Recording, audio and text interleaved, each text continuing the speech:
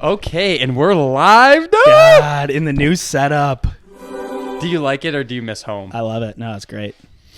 It's pretty dope. We need some. We do need some tables because my hands are gonna get tired doing this. But I know. I am more comfortable. You seem chill. I am a lot more comfortable right now. You seem so at ease. I'm ready to talk plot. With 3 fingers. I'm ready to talk plot. You know what you could do if you held it with your left hand? You could show off your pinky ring. I'm sure it'll happen. I've got a 2-hearted and I've got 3 hearts right now. 1, 2, collective heart in the middle. Oh, that's beautiful. I know. See, that's why I really wanted to podcast today. I was having a tough day, and I go, you know what would make this day better? Very few things. Actually, there's maybe only a few. One would be a full container of cottage cheese down my gullet. Oh, that does it for me. I've been eating so much cottage cheese. Really? Yeah. Well, it's good protein. Yeah. A lot of salt. 2 would be copious amounts of water at the gym. 3 is podcasting in this here studio with my best friend Wesley. Talking plot with my best friend. Talking plot. I want to talk plot. I honestly am excited for this. I'm very excited because there's a lot to talk about. There's a lot to talk about here, and what I think is potentially a divided house again on this book. And I always like when you and I are coming from a different perspective on something because that's where the magic is made, people. I mean, just true goblinry. It's pure goblinry, especially when you and I are taking it from. You take it from the back, I take it from the front. The old Eiffel Tower, and then we switcheroo. Oh, yikes.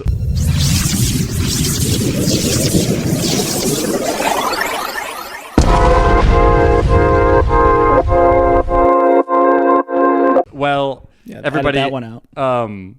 We're excited today. We're going to be reviewing parts 2 and 3 of Strength of the Few by James Islington. Yes. And I know for a fact now it's Islington. We've gotten great. Flamed over that, so it's Islington. Islington. Really? Well, you know what? People are watching. People are watching, and they want us to know. Do you think James Islington. watches? Doubtful. Yeah. But why not, man? You know, sometimes if maybe. You know what? If nothing else, I hope it's because he's writing the book 3 and get on it because I need to be done. You're ready to get over this. So okay. So the intention of today's podcast is to review parts 2 and 3. So from where we left off on the last pod to the end of the book, right? So we left off basically at the chariot scene at the very end of part 1, and then fast forward all the way to the end. So today is the culmination of all of our opinions, our thoughts, our drethers. Drethers? Wow. I don't think you might have made that word up. It's not an applicable word for this situation, which is not boding well for the start of this podcast. Well. But you know what? Not much about this book makes sense anyway, so I guess he makes up maybe words. It's foreshadowing. So basically, let's just go ahead and dive in it. The people know what the people know. Mm-hmm. If you don't, then you're one video too far. Correct. And if you don't know, now you know. So yeah, W. How about this? In my opinion, there's 3 different storylines that we could track right now. And so a book this convoluted can make a review very convoluted. So it can be challenging for us to navigate this. So why don't we do what we normally do? Would you find a starting point, and then I'll find you on this path towards this review, and we'll walk it together? Yeah. Yeah. So where do I want to start? I got middle book syndrome. I should say I got end of the book syndrome on this book. Will of the Many, I got middle book syndrome where I got bored. Towards the end, the last 100 pages took me forever. Took me forever to read. And I stand by that the Luceum storyline is still my favorite. But I'm pretty happy to be done with this book. But shout out to Islington for just blowing the doors off of creativity. I mean, how he came up with some of this stuff and tied it all back together, kudos to him. I mean, 10 out of 10 creativity. Did it end up being my favorite cup of tea? Not really, but I'm hopeful for book 3, and I'm excited to see where it goes. Okay. So I'm glad that you acknowledged the creativity, because I think the challenge that I had with this was the fact that it was too creative in the storyline in the story that he was trying to tell. It was just, any one of those any one of those storylines on Obidium, Luceum, or Res could have been its own story. And I think I'd like it more if it was. And maybe that's the case, right? Like it would be easier to track, and for us to understand the various levels of payoff if we weren't being jerked around so much. Yeah. And I think what I realized and had mentioned to you is one of the biggest challenges I had with this book is I'm fine with shifting perspectives to different characters from chapter to chapter. And there's a lot of books like that, right? Where Which you're reading Fury of whatever. Exactly. I just started The Shadow of the Gods. But I'm good with that. Yeah. So if it's very unique characters going about unique journeys and you're constantly moving around, that matches the pace of the stories that I like to read, actually. I'm good with variety. Yeah. Sometimes I struggle, actually, if there's unless there's a lot of action. If you're trying to build a character and do very good character building, it's hard if you're doing it chapter after chapter after chapter. Go ahead and introduce, perspectives. Yeah. The challenge here is, though, I found myself constantly misremembering which version of Viz is this. Yeah. Did this happened to him on Luceum? Did this happen to him on Res? Like, I was struggling there. But I'll tell you what, I still did like it. And so when you said you had end of the book syndrome, I did not. Like, I will say the Obidium storyline lost me. I think that was where he had the opportunity to be the most creative, and perhaps that's where he missed the most. Right. Because I still to this day am struggling to understand Obidium, but... Well, what I think is very interesting is that Obidium is really the closest dimension. What do we want to call it? Realm? I don't even know what you... Call it a realm. Let's call it a realm. Obidium is actually the closest to the actual plot, and it's my least favorite.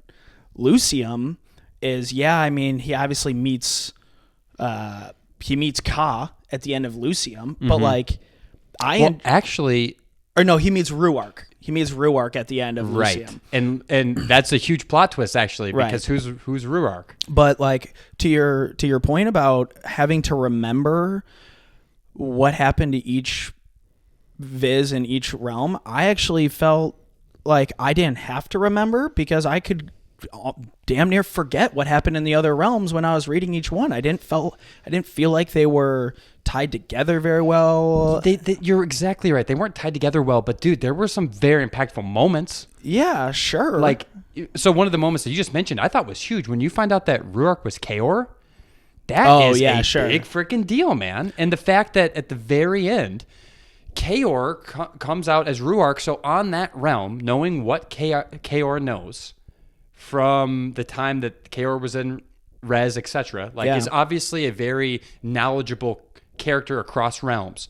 In that realm, chose to be the demise of that realm and to prevent Viz from doing what he was doing. So something relative to the cataclysm was around Viz not doing what he did in Obidium, which was kill Ka. Yeah. So it reminds me an awful lot of another book, which shall remain nameless, where you don't know what you know what you did. Sure. Right? And we'll just say Mistborn, but leave it at that.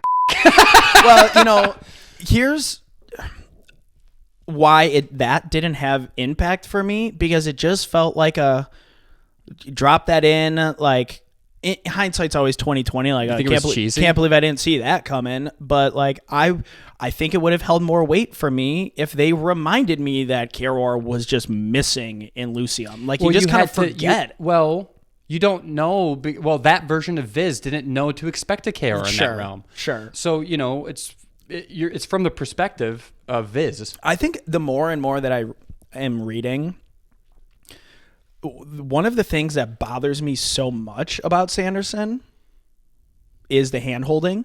But one of the things that I love so much about Sanderson is the hand-holding, because I never feel like the rug gets pulled out from under me and it's just like a sudden twist. And I'm finding that when I read books that there's just a sudden twist. The shock value is great for 10 minutes. And then after that, I feel like... How did I get here? And you say that sometimes How did in I books. get here? Yeah. And that sometimes bothers me. And it would be different if I loved the book leading up and then there's a shock value there. But in this book, it just felt like it was a twist for twist's sake. And it didn't impact me like it might other people. That's fair. So I think maybe you and I just have a little bit of a different perspective. I think I I did like that I twist. like in where the story's Luceum. going, but I don't think the twist maybe had the same impact on me. Well, let's talk a little bit more about some of the twists then. So I've got some of what happened in Luceum, because a lot happened in Luceum outside of just that Ruarc thing at the very end. So I thought it was an amazing scene when, so basically Terra tries to save Viz from imprisonment. Viz had gotten imprisoned, and but Galchobar finds them before they can escape. If you can remember, they're leaving, and Galchobar, identifies them, and You're talking about when they leave Fornax? they were trying to, and let me turn my volume off there. They were trying to, and then Galchobar comes in and stops them. Foils the plan. And then basically what happens is Galchobar frickin' murders King Ronan, Terra's dad, by chopping his head off in front of everybody. Pretty sick. And then, because he's just a reckless banshee Just at kind that of point, just right? a blood hungry. He's following none of the old ways, none of Right. the old customs and rules of chivalry. In an environment like this, you would never treat a king like that, right? So he's already a character that I don't like. Like, he wrote that enemy well. Yeah, no, I One totally of the agree. things you and I talked about as a struggle in this book is the fact that there's not an easily identifiable antagonist. It's supposed to be Ka, or this looming cataclysm type thing that's been put together by Ka, but you hear nothing of them. So we have very few enemies to point to and say, you are the You're the devil. bad guy. Yeah. You're the bad guy. So on Rez, for example, who's the bad guy? Tough to say. You have one... Viz. Well, Viz, I mean, we can make that argument maybe. You could make the argument that Iroh's dad was maybe the bad guy for when, sure. We could talk about that impactful scene, which is gutting. But on Luceum, it was a bit more clear. Galchobar is the guy. He's a problem, and he keeps rearing his ugly head. And also, he's very powerful. Yeah. And he's so powerful, and he seems to be getting away with it. So that really appealed to me. And then he gets it. Viz gets his... Armor placed. Basically what happens though is he gets stabbed in the gut. That's what happens by Galchobar, thrown in the water to drown, right? And they put that silver arm on him. I think it is what it was made of, or that metal arm, basically.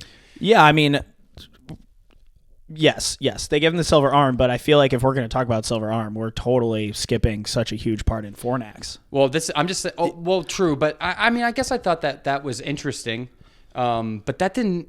I guess I didn't super understand that situation. Again, same thing. I felt like that was supposed to be like a really big part of the book, and I'm like,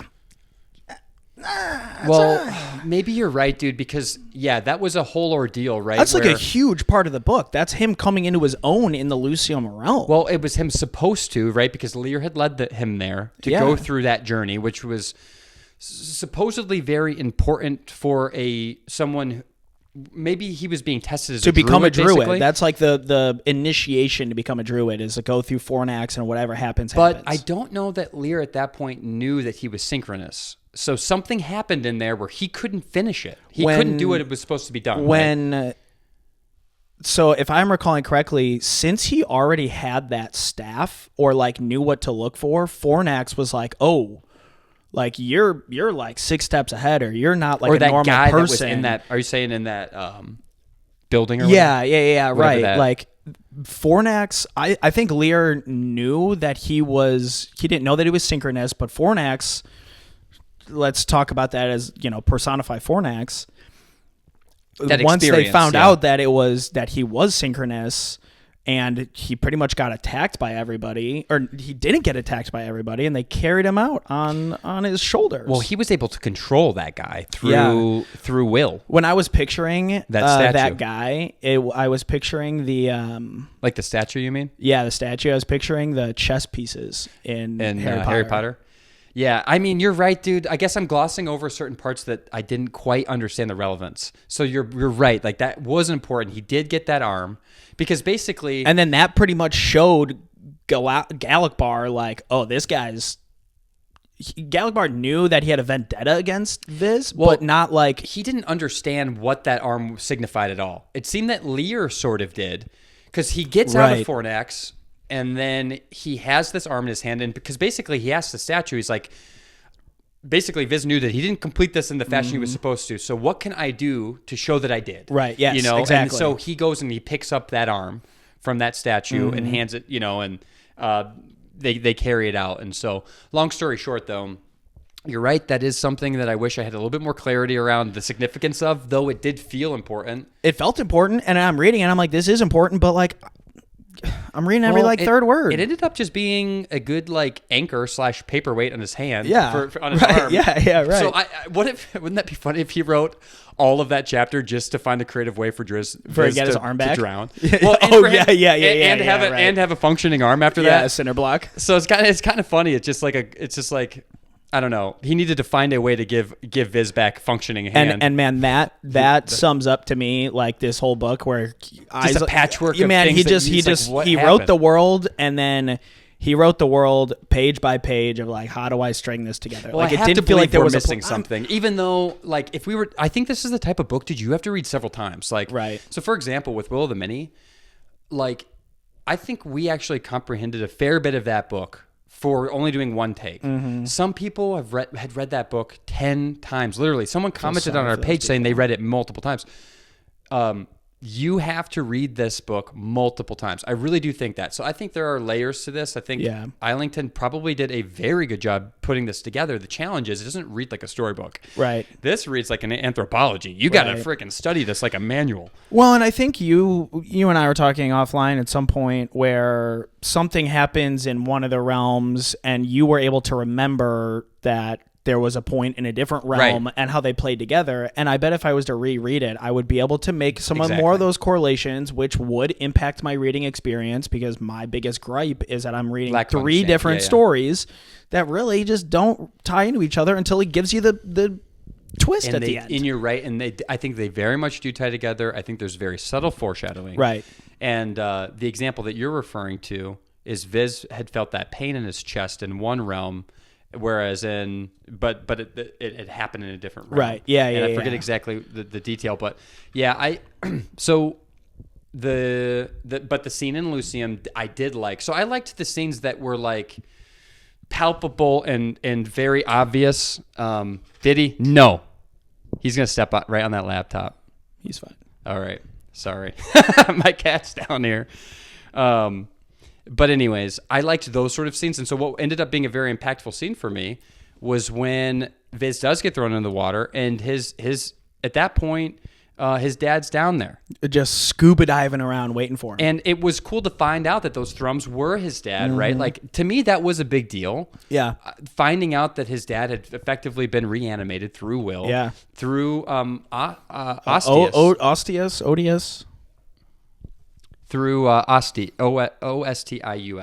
Austius or something. But anyways, he had been effectively brought back by Austius to effectively be a guiding hand for Viz, right? And who would be better than to preserve Viz's life and keep him synchronous than his own dad? Yeah. So that was very cool. And then I wish he wrote the scenes a bit more emotionally, honestly. Like, I wish he tugged on that string even more because, dude, great setup. Yeah, but I grip my heart a little bit more with your prose. I right? like that we got some closure on Viz's family dynamic. You meet his mom and his sister and the last 3 pages. Well, right. That was a big deal, though, too. But that's what I'm saying. And so I guess where I'm this is kind of a caveat. That's a huge reveal. I really liked that we got that Viz got some closure around his family. And at the end. Yeah. Who we thought had died. Hail Viz. You assume that that's the case, which it's got to be. But it says Hail Viz. Yeah. It's Calidus.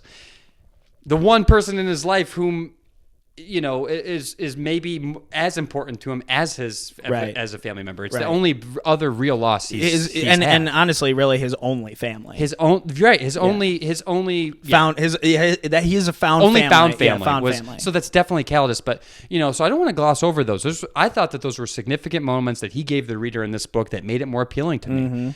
I did like that. I felt like when he was underwater and his dad, his dad had tried to warn Viz not to do this. Viz did it. Mm-hmm.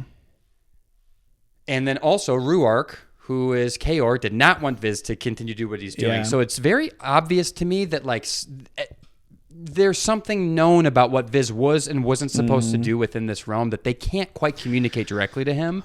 But I didn't super love that then Viz's dad died again. Yeah, right. Right. And it's like I don't like that when someone dies twice, man. And the same, I can't reference other books or that's a spoiler, Right. but I just don't like it when that happens. Every time it just kind of feels, As you're talking through disingenuous. this, what is interesting that's going on in my brain right now is that over the last 2 books, the things that you and I have latched onto in these 2 books are Aiden,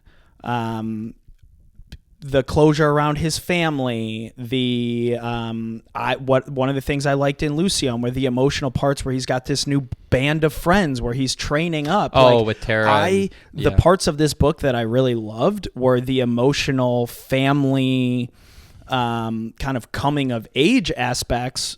Miss me with all the action. The action, I breezed over it, and so I do think that he did a good job with those. And I don't know how I would have had more of it, but well, I thought he had a good amount of it. So my opinion is that he actually had a lot of what you wanted. So if you at all liked Will of the Many, the parts that you liked about it, I thought were even more prevalent in this book. For now, sure. the things that you didn't like about Will of the Many were also more prevalent in this. Yes. So the question is, which weights on your decision more? Which weighs on your decision more? So I thought there was more of both, more of what I loved in book 1 and more of what I didn't. But what I loved, I think it is significant when Viz comes up, his arm now functional, staring Galchobar down, who had just killed Tara's dad, and get the better of him in front of that entire crowd. Like him obviously becoming more of a spokesperson of the people, capable of this rebellion effectively. And he does at the very end, he has control over like all of those, what do you call those things? Yeah, at the very end. Yeah, the Iuncti. Iuncti? So if you look in the glossary, it's actually Iuncti. Oh, that's tough, man. I know. Iuncti? I liked Iuncti, but Iuncti, I think. Okay, well... And then, man, he goes in and he's got an army sitting in a cave that he can just capture. Well, but that was cause. Originally, ostensibly, right? Yeah, it was cause. And so through that transfer... I might have not made that connection. I read it too quick. I'm pretty sure that's what it is.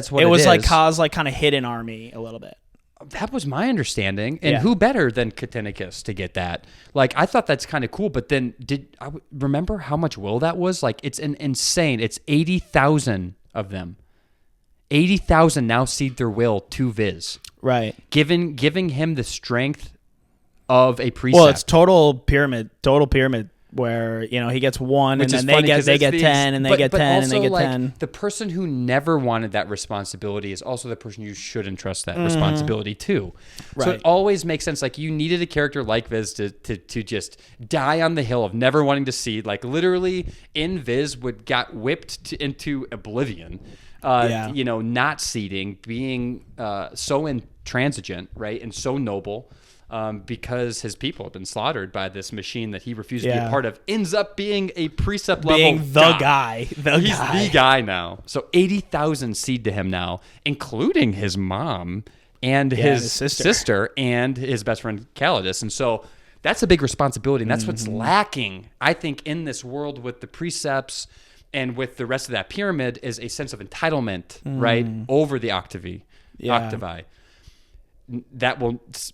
That should change with Viz. Like someone that has that much empathy for these people and treats them like actual people is really critical to this system finding order. Yeah. I mean, it is kind of sick to think about that book 3 can open up with Viz with just a giant army of undead people, including his mom and sister. It's nuts. I mean, that's pretty cool. Like when I do think back about what could book 3 look like, it gives me a lot of hope because what I didn't love about book 2 was I'm reading 3 separate books, whatever, they're not tied in together, but book 3 is going to have to tie them all in together so that assuming he does a great job in what I want to see, I could see that book being a baller. He has, I think honestly, man, I'll have to, if I'm ever going to understand thoroughly this magic system, I'll have to reread them. What do you keep looking at? I'm looking at the strength of the few a lot. Oh, yeah. Sorry. Is that distracting? No, it's fine. I'm just watching your eyes. It's such an attractive cover. Which one do you have? The other thing... Oh, you flipped it over. I flipped it over. The other thing, so that was a little bit confusing, was that Obidium scene, though, where he killed Ka, because at Netiqret, or however you describe her name, I didn't really understand, like, so it turns out Kiya is her daughter, who you find out that it's a bunch of children that are, so Netiqret pretty much gives up her daughter. Because she thought that was the right thing to do. It's the right thing to do. It's kind of like a chosen situation. She gives up her daughter, and then she realizes, like, oh, I made a grave mistake here. And then she pretty much lives her life. The Nomarch. Yeah, Nomarch. Pretty much lives her life trying to get her daughter back. But what is that? Like, I didn't understand. Like, all information flows through them. Basically. It's kind of like hive mind. It kind of reminded me of like an AI data center. Like they basically are the data center.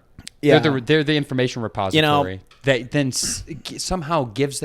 I don't understand that piece, man. To the viewers, I have never watched The Matrix. Actually, I've watched The Matrix on TV a million times. Couldn't tell you anything about it. But, like, I do know there's a scene in The Matrix where everyone's, like, plugged in. And, like, that's how I imagine that. Is just a bunch of kids using their brains. And it's just like, you know, when one person's eyes open, they all open. And so, like, I wanted to better understand that because I wanted to better understand what what Kiya went through. Right. And why she's so, I mean, for all intents and purposes, she's a husk of a human that has devoid of all emotional attachment to her past or memory, or like, she's just sort of a walking information repository who somehow, that's why she became a mercenary, right? Was to sort of get away from. She lived a life trying to get her daughter back, so she became a mercenary, so that way she could just work her way back into the Nomarch. But it got her daughter out of there, though. Yeah. Because her daughter was with her for a long time. It just wasn't her anymore. Right. And her hope was that she could get access to the Nomarch and then, like, ask for to, like, relinquish her brain. Which kind of did happen, but then Viz, in that moment, the Nomarch basically said, we can't do anything. She's gone. And so that was devastating. And he put in an honest college try. But then that scene could have been more impactful for me at the end because you realize that she gave her daughter back to the cause that Viz is fighting for. Right. So it kind of did feel emotional for me, but then I still found myself like, what is actually blue balls going on? Yeah, blue balls. So I knew that was a noble thing that she did, right? Because at the very end, she's basically on her knees crying with her daughter, who taps back in to buy Viz like an extra like hour and a half maybe to do his ruse to kill Ka. And Ka's just laying down. He's just asleep, right? Always got me right there. And then I get blue balls. Yeah. Like he can't get me over the hump of like really being invested in these characters. But again, I don't want to say that like I didn't like the book. I did like the book. I liked it's insanely creative. Obidium kind of missed me with that. If I read a whole book about Luceum, I'd be happy. The Luceum plotline for me was amazing. I mean, when he finds that family and he's like, I'm cool, like just like living out in the woods, and then that gets taken from him. He's got a newfound family, and he finds them at the end. I'm like, this is what I want. That was a great story. This is what I love. I love Luceum. Rez is cool. So let's talk a little bit about Rez, because, dude, that's where the book really picked up for me, actually, was the scene. Sorry, Biddy's on your coat. It was the scene where poor Aequa had joined Viz on that mission that he had to break out. Was it Ulsicor? No, it was somebody. Lannistia. Yes, Lannistia.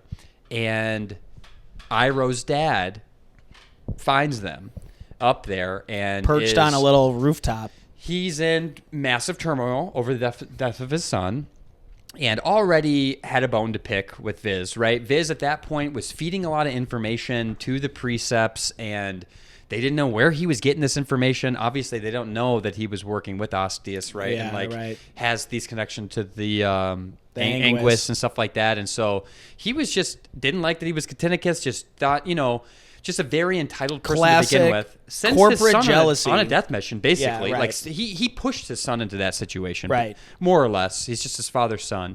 Ends up dying in that chariot race, and so, and takes it out on Viz by killing Aequa in front of him. And I will say, man, I mean, like a watermelon just squished her head. That was the way he built that scene up was very visceral for me. Yeah. I had a hard time. I remember you texted reading me. You were way ahead of me, and you texted me, and you're like, "I'm heart wrenching." And then I read it, and I go, "It's definitely this." Is the scene. And it really did remind me of Invincible, like a scene straight out of Invincible. Man, that's such an Invincible scene for sure. And it was just because shameless it was such plug a gross... for Invincible on Amazon Prime. Dude, if you haven't seen it, it's the best. It's amazing. Yeah, I never ever would have watched an animated series like never. that if it weren't for you. Yeah, just world class, right? But in that scene, it was just the authority that he took in that moment to take her life blew me away. You know what I mean? To snap and both of his legs. The display of power there really does go to show you like how someone. He's not even a precept, is he? I think he's just. No, he's a Quintus. He's up there a little bit, but then also I think she might have been a Quartus or something. So like, she was pretty up there too. Not nothing. Also, so is Viz at that point. Viz is like moving up that value chain too. Yeah. But dude, and then he snaps both of Viz's legs and that's the type of loss that a protagonist can suffer that can alter the entire trajectory of a novel for me. That's what makes villains. That's what made Iroh's dad a villain. It's what makes heroes. Yeah. It's that level of I'm sorry, your knocking is getting me. But it's that level of tragedy that has to happen to a main character that up until that point I didn't feel I felt it when he lost Calidus. That made me feel something for Viz, but when he saw one of his last standing friendships have that happen, and he was defenseless against it, absolutely defenseless. And then he tried to punch him and stuff like that, and it's like punching a god. Right? Wasn't that a good scene? Yeah. Do you think that? And obviously this is like non-canon. Do you think that had he not killed Aequa, that Viz may not have so quickly taken over the army of Ka's army of the undead? Like if he hadn't... if he hadn't had that tremendous loss with Aequa, do you think he would have so quickly made the decision? Well, that was who took over the undead was Viz at the end of Res. That was at the end of Res or Obidium? No, it's at the end of Res. You're right. That was at the end of Res. How did he get there again? Can you remember? Yeah, somebody who takes him there. Because it's a Iuncti takes him there, and they're like, "Oh yeah, follow me." Oh, I remember. So remember when Viz meets Aiden? Yeah. At the battle, and he kind of convinces Aiden to be like, dude, don't throw your life away. That's don't right. go after this. And then he puts up the bat signal pretty much. And some guy, Ka, or what you might think is Ka, comes in as like, I'm the guy you're looking for. Come with me. If you're going to be what you want, follow my Iuncti and go and take over all these people. That's right. And so that's kind of what, and I think we talked about this in part one. Who is the Ka version, or who is what is the Ka relative in Res? And so we met him. I don't know if he had a name, but we assume we did. It says here. So what I've got this quoted. It says, "Do you know my purpose, Catinicus? To cause another cataclysm? No point in pretending. No, that is means, not purpose. The dark shape shifts. More than 9 in every 10 dead in this world. It's a horror and a heartbreak that cannot be explained in numbers or words. But that sacrifice is to save the 1 in 10. It is to prevent the obliteration of 2 worlds and the enslavement of whichever remains." A pause. "And as of a few hours ago, you are now the only man alive who can fulfill that purpose." He steps forward out of the shadows, and the flickering light of the distant fires reveals a man in his 30s, haggard and unkempt, with shoulder-length black hair, a crooked nose, dirty and unremarkable. "I will help you. I will give you what you need." And it says here, the concurrents have not brought you here. We both flinch and curse at the statement of the dead man in front, abrupt in the hollowness of the thin chasm. He turns to us, and I suddenly see an awareness in his gaze that hasn't been there since Catan. They are the enemy, humanity's enemy, which I have fought my entire life. Do not conflate us. Are you done reading? Yeah, I think so. So that must have been Ka, right? And Because so he this even is the knows tie-in. he knows that the version of him died on Obidium. Yeah, a few I hours see ago, what he you're knows saying. that Obidium died. So what we're being led to believe is that the Res version of Ka has been living in Res, or maybe he can go back and forth like aussies, but he has been hanging out in Res, pulling the puppet strings, and now he's finally showing himself. Man in and his he's 30s. saying that the concurrence is his enemy, and he's trying to stop the concurrence. Because basically what he's saying is that more than, because he says, do you know, because he's saying, do you know my purpose, Catinicus? And he says, to cause another cataclysm. So you're exactly right. That was our understanding of what Ka's motive would be, right? Is to do that. He says, no, that is my means, not purpose. So it's to save the 1 in every 10 and to prevent the enslavement of whichever world remains. So it sounds like what he had was the best version, effectively, of maintaining any semblance of peace. In fact, so maybe Obidium he's saying that was the perfect this place. As it is now, maybe the way that these 3 worlds are operating is as good as it gets, maybe is what I understood that to mean. And then he basically says, this is your responsibility now. He's like, I will help you. I will give you what you need. And then that's when he gets access to that army. But that is, it says, and he does say here, the Iuncti will guide you and your friend lurking in the shadows, if he wishes, to where you need to go, while I prepare. All I ask in return is that you truly hear what I have told you. A choice of many lives, or all of them, Catinicus, that will be your burden now. And then they follow him into the cave, and then so who's the bad guy? What's the? There's a new bad guy apparently. There's a new bad guy. So let's think about that. Every 300 years, there's a cataclysm. There hasn't been for 3 years. It's 303 years now. The cataclysm was important to the stabilization of how this world operates. Whoever is preventing it is the bad guy. So who's preventing? You know, not to make a correlation to Mistborn, but it's like.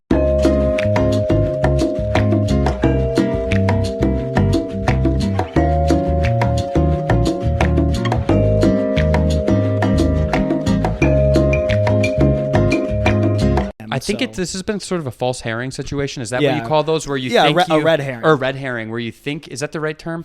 It's like where you think, it's like purposeful misdirection. Yeah, almost. right. Yeah, you believe that Ka is the bad guy. Right now, what we are left with is who is the real bad guy now. Right. And, I think that is that's like a fundamental discovery that you probably have to make in this book.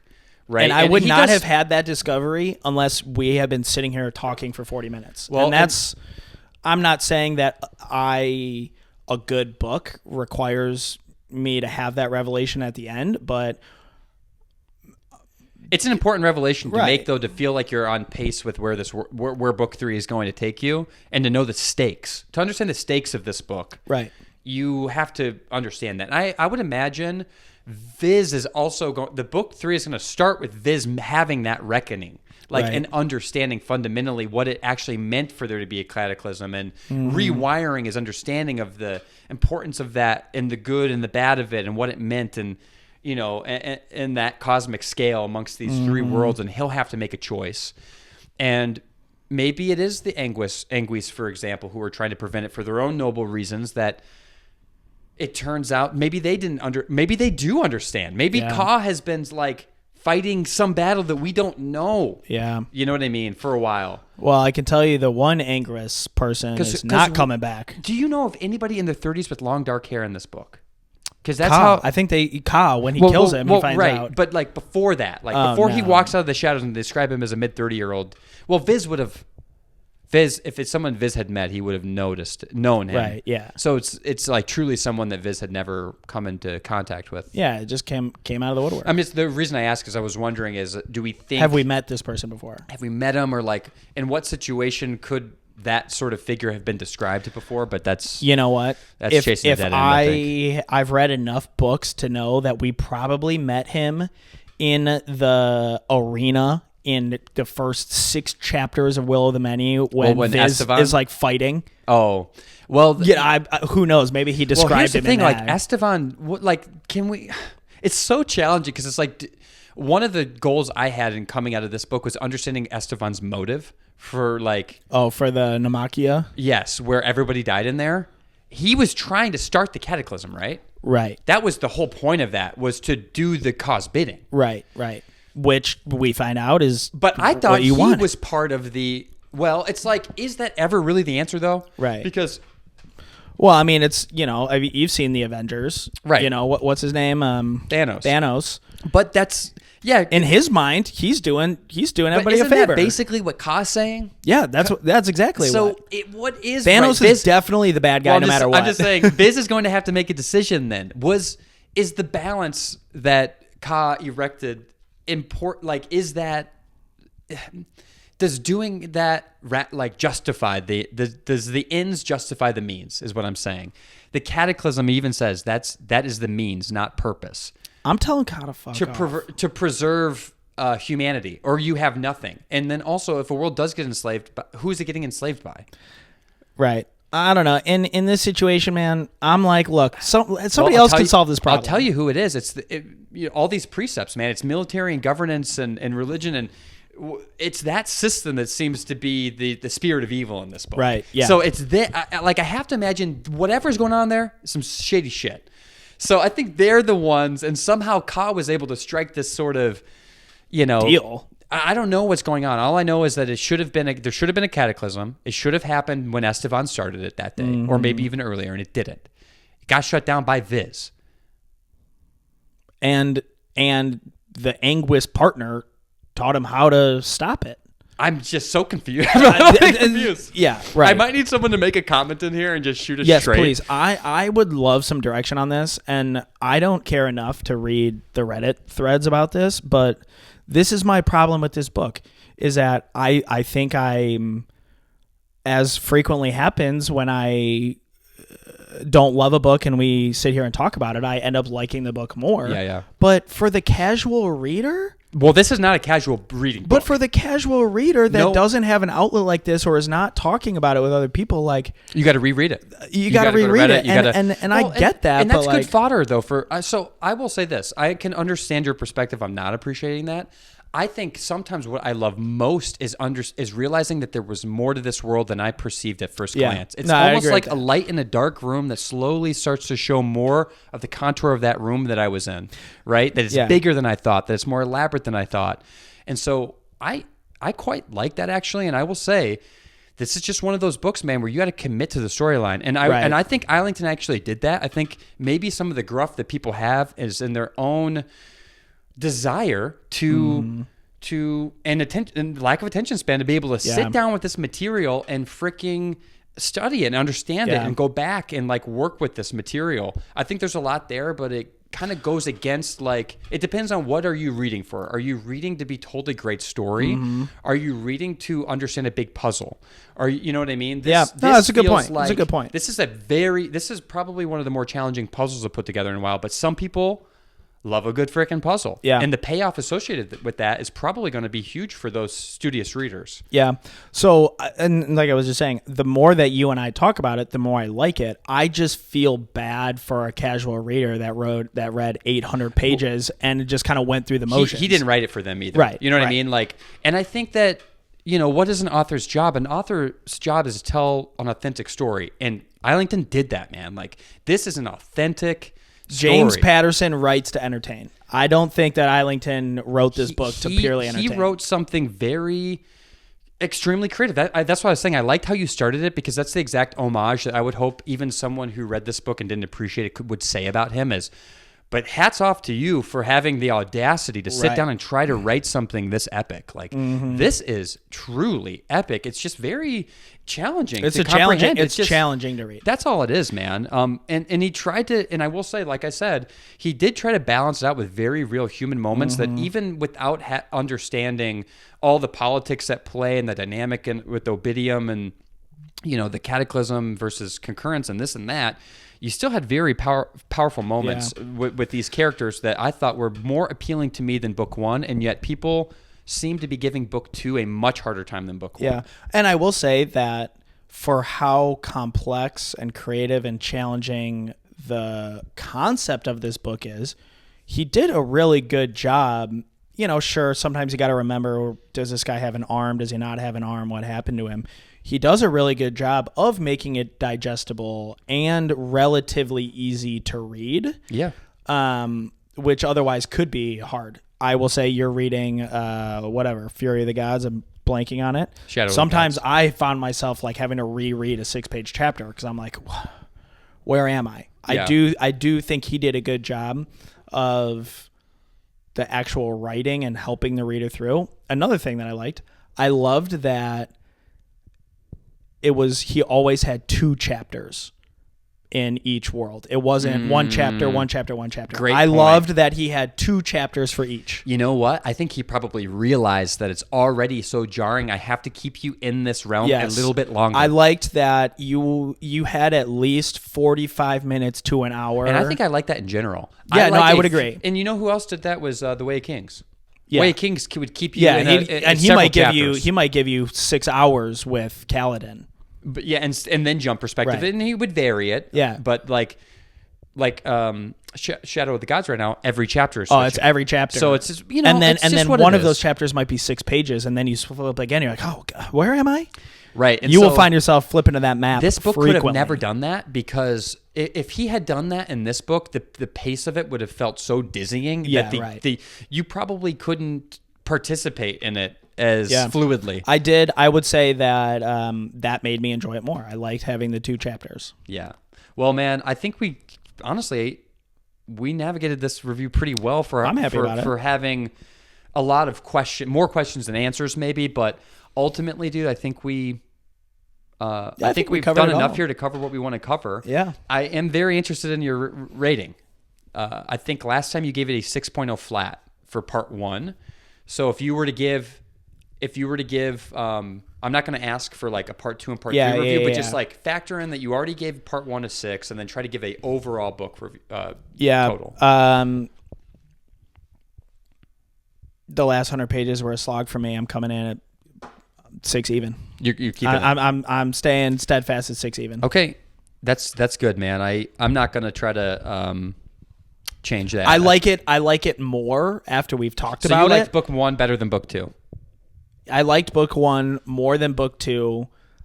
I like the book more after we have talked about it, but walking into your basement, I'm a 6-0. Not enough to change your score. That's good, man. And to be honest, I think your opinion aligns with the broader consensus on this book, but people seem to like book 1 more, I think. Also like the reviews aren't completely in yet, still fresh. And if it was a book solely on Luceum, I'm a 7.6. So that's a bit closer where I'm at with this. So. I'm a 7. If the book was solely on Luceum, I'm a 7.6. I'm a 6.0. See, I think I quite liked this book, and I honestly, not to be contrarian, I think I liked it better than book 1. I really do, man. Like I said at the beginning, the things that I liked about book 1, he had more of that. He gave me even more about in book 2. He also confused me more in book 2, but I'm willing to take that. Sure. And also I love an audacious attempt at something. And I think he did it, man. And I'm just like, I don't want to my confusion, because frankly, I read this fast too, man. I must have read, I was reading 150 pages at a time. And I will say, I do think days. He intended for people to be confused. So for me to hold that against him, I don't think is that fair, because I think he wanted people to be a little confused. You definitely cannot just come, you can't just read every other word. You gotta read this dang book, and you have to ask questions. You need to take notes if you're really going to dig in. So all that said, I think I'm like a 7.7. Wow. Okay. Yeah, I really, I ended that book and I just thought to myself, like, this was this was the way that I felt when I ended this book was excited. Yeah. I actually was pretty excited. You know, I can sit here and nitpick and stuff, but man, this guy put together a real puzzle. And I think that there are probably some fundamental problems with the system. But to your point, we're not on Reddit going back and forth with thousands of minds who are talking about this. Right. We try to come into these reviews extremely Pretty authentic. blind. Yeah, pretty blind. We are blind in our we're in a bubble. Purely based off of my reading comprehension. We're in a vacuum. Yeah, right. Right? But that's fun. Like, we're contributing in a way that is like unique to us and true to us. And so maybe I will go back and like see what other people have to say about this, though, so that with book 3 we're coming in more prepared with our understanding after people. Because dude, there's people who read book 1 a dozen times and have very detailed assumptions and predictions and thoughts on the material. I think that's a good point. Going into book 3, I will certainly read up on what other people say, because I don't want to go into book 3 with a 6.0 rating and just being like, oh man, because I got to read this book again. But if you understood more, or even had some aha moments with like not source material, it was less about my understanding of what's happening. It was more about, I didn't like that how I read it. I lost all sight of the impending doom. I didn't like the world of Obidium. I didn't really... And I agree. I thought Obidium was a hard I didn't like track. it that much. I've lost all sense of impending doom. I felt like I was reading 3 different books, and when I got to the ending, I didn't feel like I got payoff. And the couple of twists, I felt like were just dropped into my lap. And maybe I do need a little bit more hand-holding to enjoy a payoff. I would agree. I mean, this is one of the first books maybe I hate to say ever, but I very seldom get to the end of the book and don't feel like I have a pretty strong understanding of what just took place. I don't care about how in-depth the plot twist is. Like, usually I'm not like at a loss. Right. You know, and usually I can sit back and really explain to somebody the system or what happened. I do struggle with this book. So I couldn't succinctly give you an elevator pitch. No. You know, so that Absolutely is not. a bit of a problem. I just know how I felt at the end, and it is impressive he accomplished what he did in a relatively, like, it's not the chunkiest book in the world. 705. That's pretty good. Like, it's not accomplished. It's a very efficient work. If you consider how many topics he tried to cover and how much actually happened, a lot happened. Yeah. A lot. Like, we read much larger books where you think back and you're like, what? Like, maybe a few things happened that were big, but I mean, this almost felt like a freaking ton happened. Yeah. I would be very interested to know, like, the time that passed from the beginning of the book to the end. Yeah. Like, it can't be that long. Well, it makes you feel like in Obidium, it was many months, because they do talk about the passing of time. I don't think it was years, but it was definitely months. Yeah. And, you know, there were heartwarming moments we didn't touch on too in Obidium, including Tash and the dancing scene, remember? And then Tash jumped into, jumps in the water. Yeah. So, I mean, there were some stuff happen. It sounds like that didn't really strike too much of a chord with you, but I actually really did enjoy the dancing scene, but it's forgettable to me. It's a little bit forgettable. Well, man, I think we did justice here. Let's go ahead and put a bookend on this. A semi, not a permanent bookend. We're gonna wait for book 3. We'll read book 3, but so where after this, you finish Project Hail Mary. I'm reading Project Hail Mary. I plan to be done with it probably in about a week. That's perfect. Right before the movie, dude. What else? Movie comes out March 20th. What else is on the docket? Well, I did start The Shadow of the Gods. So if we want, we could do that. Yeah, if you take notes on that, I could definitely recall. Otherwise, man, I think we can start from the drawing board. There's so many books that we could pick up on. I really want to. Oh, you want to read Guards? I really want to do Malazan. I've just seen so many TikTok like threads of fan art. Yeah, but I know, but I mean, yes. How many books is that? 10 in the series? Yeah, but I mean, we started Way of Kings and we haven't read Words of Radiance. I still love that's Way what I'm of saying. Kings. I really do want to start Words of Radiance. There's just so many books. We also need to finish Mistborn Era 2. We I haven't know. started Shadow I mean, dude, we are midstream on so many. We keep doing this thing, man, where we're starting a dangerous precedent where we are not getting far enough along the series. We're not getting to the end of the story. Track. If we started trilogy, I think it's fine to end at that trilogy. Yeah, but if you're right, Malazan's is too tough. We need to do a little bit of research to say, like, what is a good stopping point? Because I don't want to keep starting these and, like, I'm not reading 10 of those in a row. No. I might do a few if we can find a good stopping point, just like how we stopped at Morningstar. Like, I would love to read Iron Gold, dude. I think we should. Yeah. I definitely think we should finish the Red Rising series. In fact, that we haven't is kind of crazy. It's kind of crazy. And we loved Red Rising. I know. We absolutely loved it. It's been sitting on the shelf forever. I'm going to have to stew on this. So let's stew on it. Let's not make any commitments because I don't want to jerk the hearts around of our beloved community. We can't give him blue balls the way Islington gave me blue balls. I did. So if Islington watches this, I hope he's pleased with the fact that I am quite impressed. I liked it more than book one. Good. But anyways, all right, everybody. Why don't you go out and just have a blessed day? And we're going to come back to you with Project Hail Mary. I am so excited for Wes to finish that. I'm loving it. I knew you'd love it, I'm dude. loving it already. What a heartwarming story. I was holding my son, and I was talking to him about slope-intercept form. Well, you were a math major. Yeah, and how to calculate slope and how it's linear growth. And then I was talking about exponential growth and logarithmic growth. So I put him straight to sleep. But the funny thing is, I knew you were a math major.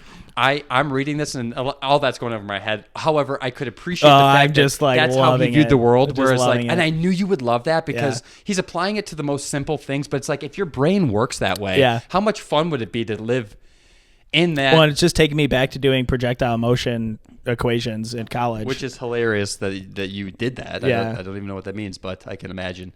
I can imagine it. All right, Goblins are signing off. All right, buddy. Good Love you. one. Bye-bye.